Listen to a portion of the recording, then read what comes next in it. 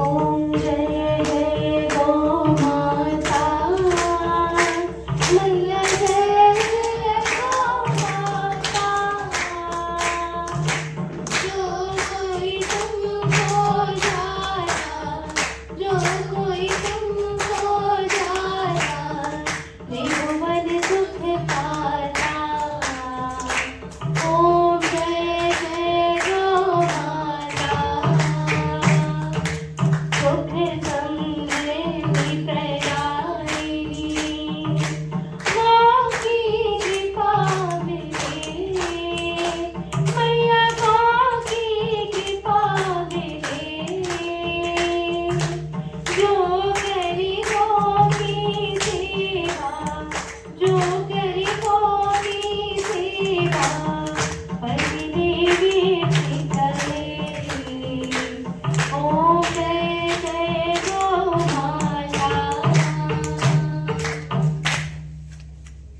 प्रणाम गो बाबा। पापा पापा, हाँ बेटा बोलो।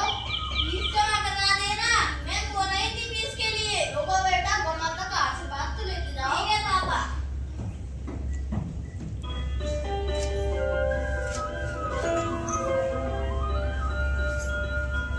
अब मैं जा रहा हूँ। हाँ बेटा चले जाओ। सुन दियो? हाँ, मेरे लिए खाना पका के रखना। ठीक है, बनाती हूँ। सुनो, मैं इनको खेतों पर लेकर जा रहा हूँ। ठीक है, जल्दी आ जाना। हाँ, ठीक है, जल्दी आ जाऊंगा।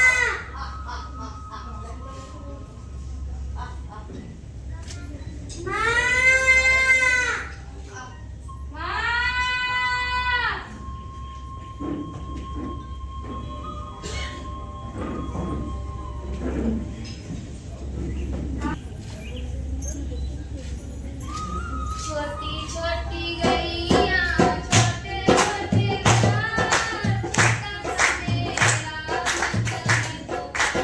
छोटी छोटी गैया, छोटे छोटे घाट, छोटा सा मेरा वतन पुकार। मम्मी मम्मी, खाना बना दो, मुझे स्कूल से रिक्शा से स्कूल जाना है। ये काम बाद में नहीं, नहीं, करती लल्ला। हूँ। नहीं लल्ला, सबसे पहले गाय के गोबर से चूल्हा चौका किया जाता है, इसके बाद ही खाना पकाया जाता है। तू तनिक है, तेरे लिए 2 रोटी पका देती हूँ। चल लल्ला, संभाल के बैठना लल्ला।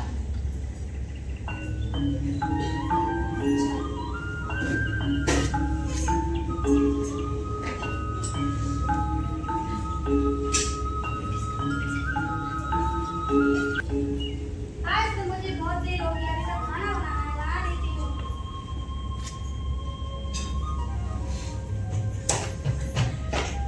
ये तो बहुत कर रहा है,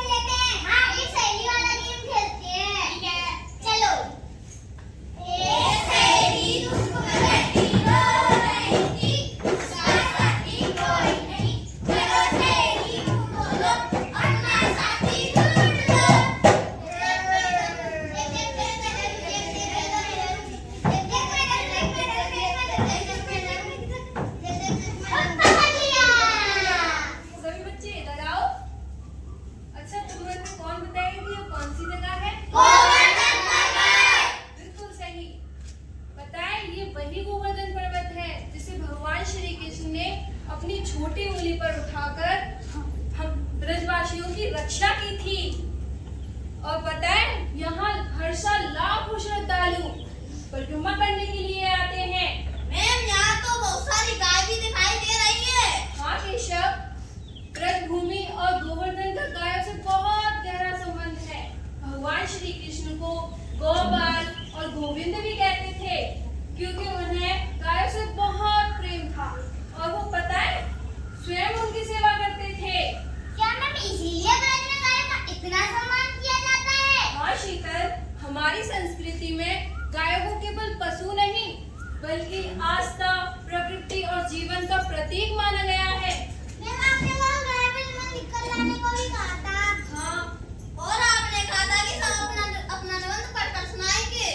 शाबाश। तो मुझे लगता है कि गाय के बारे में बात करने के लिए इससे अच्छी जगह और कोई हो ही नहीं सकती। तो सबसे पहले कौन सुनाएगा? मैं सुनाऊंगी। तो सबसे पहले पायल सुनाएगी और हम सब लोग ध्यान से सुनेंगे और देखेंगे कि पायल ने गाय पर निबंध कैसा लिखा है। हम सब तैयार हैं? जी मैम। सुनाओ पायल। गाय के 4 पैर, 2 सींग, 2 कान और एक लंबी पूंछ होती है। ये हरा चारा, भूसा और अनाज चरी खाती है। इसलिए गाय को हम गौमाता कहते हैं। बच्चों, पायल ने लिखा है गाय को हम गौ माता कहते हैं। तो आप में से कौन बताएगा कि गाय को हम गौ माता क्यों कहते हैं? क्योंकि वह हमें दूध देती है। जैसे माँ अपना दूध पिलाकर बच्चों को पालती है, वैसे ही गाय भी अपना दूध पिलाकर हमको पालती है। इसीलिए उसे माँ का दर्जा देते हैं। वाह, आप लोग तो बहुत होशियार हो। गाय के गोबर को हम खेतों में खाद की तरह इस्तेमाल करते हैं। गाय के गोबर से गोबर गैस बनाई जाती है जो ईंधन के रूप में काम आती है। बहुत अच्छे। गोबर के खाद से मिट्टी की उर्वरता बढ़ती है और अच्छी फसल होती है। इसीलिए गाय खेती के लिए बहुत उपयोगी है। यानी गाय हम इंसानों के लिए बहुत लाभदायक है।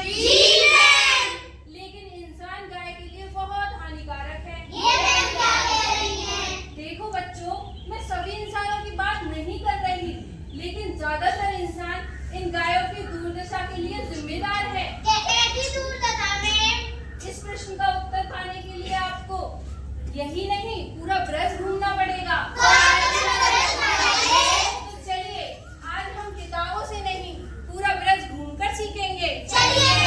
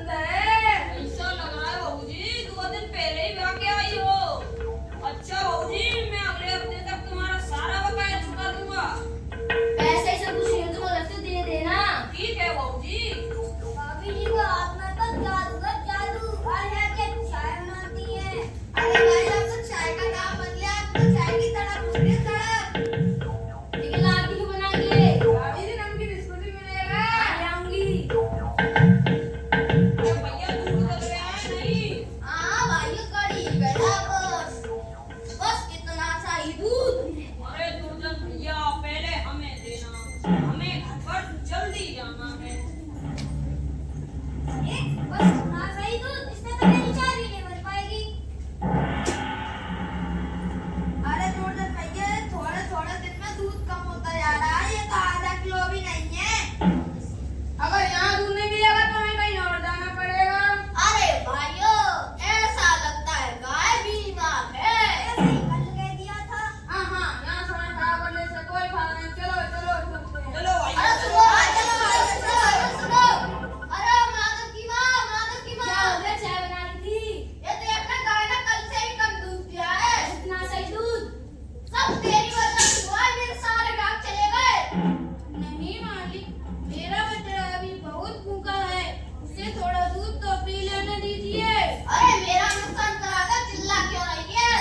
मैंने जानबूझकर आपका नुकसान नहीं किया, मैं तो आपके परिवार का पालन करती रही हूँ। अरे ओ चिल्लाना बंद कर। मेरी माँ को मत बुलाओ, मुझे भूख लगेगी तो मैं किसके पास जाऊंगा? नहीं बेटा, मैं भी तुम्हें छोड़ के नहीं जाना चाहती हूँ। अरे ओ चुप कर। नहीं मालिक, मुझे एक आखिरी अवसर दे दीजिए, मैं आपकी सेवा करती रहूंगी। अभी की अभी निकल जाए मेरे घर से, चल निकल जा, चल आगे से निकल। निकल मेरे घर से। मेरी माँ को मत चलो, चलते बुलाओ। हैं। हाँ चलो चलते हैं। माँ, मुझे छोड़कर मत जाओ। बेटा, अगर ईश्वर की इच्छा होगी तो फिर मिलेंगे।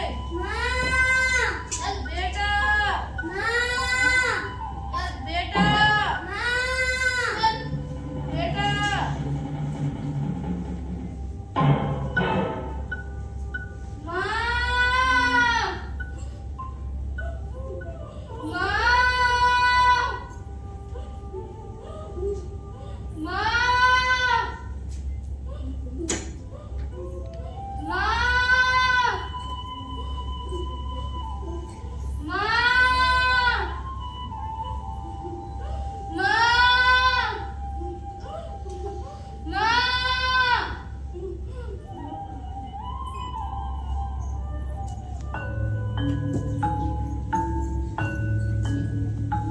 और ऐसे ही बच्चों पता है आगे क्या हुआ?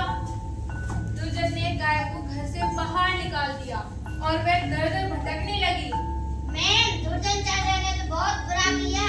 हाँ बेटा, ऐसे सैकड़ों दुर्जन ना जाने कितनी गायों का रोज त्याग कर रहे हैं। पर यह तो गलत है मैम।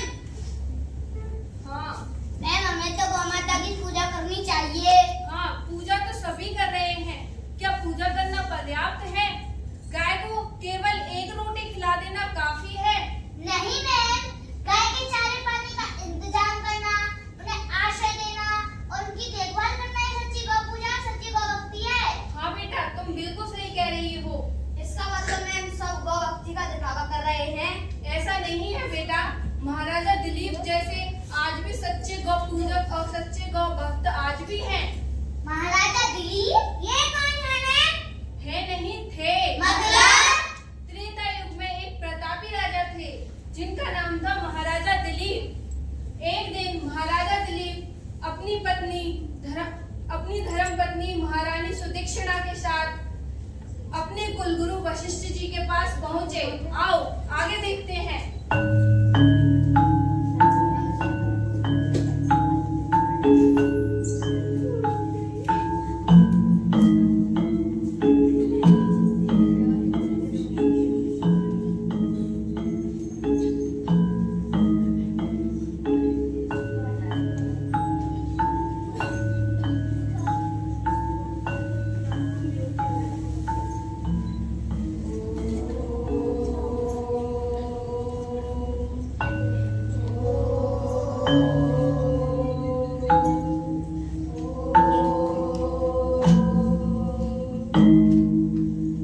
गुरुजी को प्रणाम। आयुष्मान भव। मैं अपनी धर्मपत्नी महारानी सुदक्षिणा के साथ कुलगुरु वशिष्ठ जी को प्रणाम करता हूँ। आयुष्मान भव, सौभाग्यवती भव। कहो राजन, कैसे आना हुआ? गुरुजी, आप तो सब कुछ देख सकते हैं, आपसे क्या ही छुपाए। तो सुनो राजन, एक बार तुमने अनजाने में सुरभि कामधेनु का अपमान किया था, उसके फलस्वरूप तुम शापित हुए हो। प्राप्ति के लिए तुम्हें और महारानी सुदक्षिणा को गौ सेवा करनी होगी। गौ सेवा? यह तो हमारा सौभाग्य होगा गुरुवर। गुरुवर, मैं गौ सेवा के लिए प्रस्तुत हूँ। अच्छी बात। वत्स, आज्ञा गुरुदेव। महाराज और महारानी के रहने का प्रबंध करो। जो आज्ञा गुरुदेव।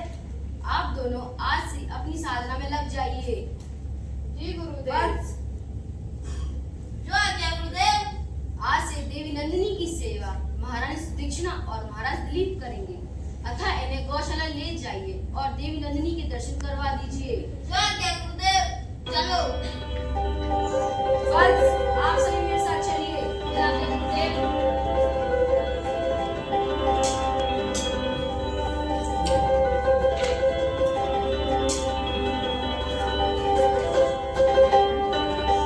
और जैसे ही माता नंदिनी को नहलाती, मस्तक पर चंदन लगाती और जब वह चढ़ने के लिए वन को जाती, राजा के साथ जाती, तो उन्हें रानी आश्रम के द्वार पर छोड़कर आती और प्रणाम करके उन्हें विदा करती।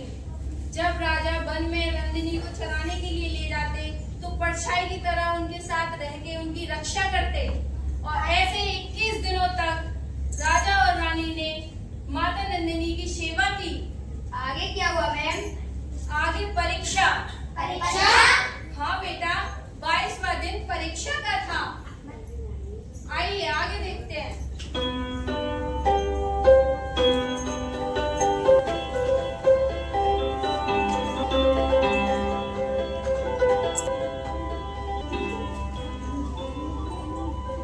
वाह, प्रखर है ये रूप। बड़े बड़े नगरों और महलों वालों को तो देखना नसीब ही नहीं होता। मन को बनाने वाले सुगंधित पुष्प। तलकर बहती नदी रागिनी सुना शीतल जल वाली नदियाँ। ऊंचे ऊंचे पर्वतों का ये झीलों का ये झुंड। वाह, क्या सुंदरता है। पक्षियों का ये कलरव।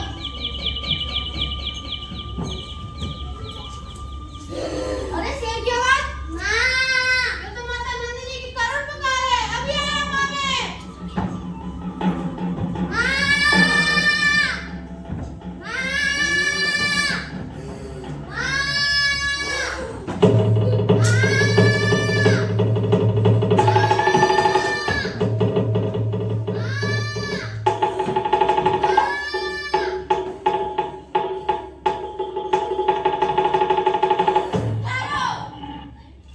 मुझे क्षमा कीजिए। मैं प्रकृति की सुंदरता देखने में मगन हो गया था। मैं अभी इस सिंह को मार गिराता हूँ। अरे ये क्या हुआ? मेरा तो इस बुद्ध में मेरा कोई नियंत्रण नहीं है। ये कैसे संभव है? हाँ हाँ हाँ, हे राजन, मैं कोई साधारण सिंह नहीं हूँ। मैं भगवान शिव का सेवक कुंभोदर हूँ। अथाह वापस लौट जाओ, मुझे मेरी भूख मिटाने दो। ठहरो, अगर तुम्हें अपनी भूख मिटानी है तो तुम मुझे अपना भोजन बना लो। किंतु इस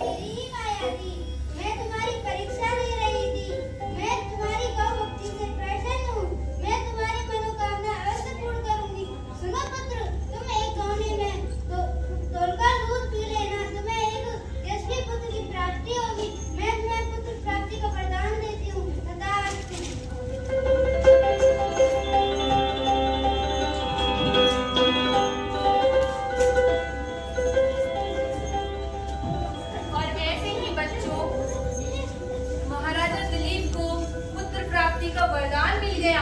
मैम, तो क्या रानी ने किसी पुत्र को जन्म दिया? हाँ, रानी ने एक प्रतापी पुत्र को जन्म दिया। हमारे पूर्वज गाय के लिए अपनी जान की आहुति देने के लिए तैयार थे, लेकिन आज हम एक गाय पालने में भी असमर्थ हैं। मैम, ये तो बहुत शर्म की बात है। हाँ बेटा, शर्म की तो बात है, लेकिन हम कर भी क्या सकते हैं। चलो आगे देखते हैं।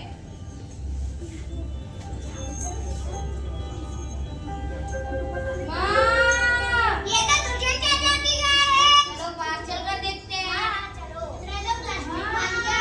प्लास्टिक इसके पेट में आकर कैंसर बना देगा। तो क्या इसका वजन अनाज होगा? नहीं, इसका वजन अनाज नहीं होगा। मेरे पास एक आइडिया है। आइडिया? इधर आओ।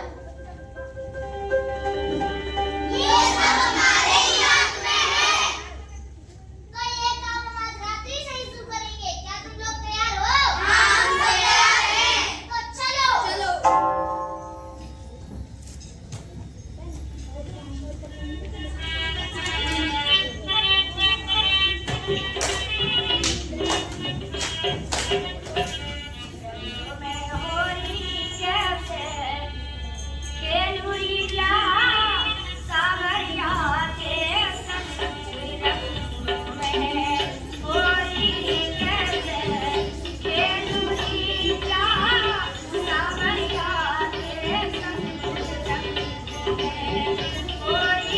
Yeah.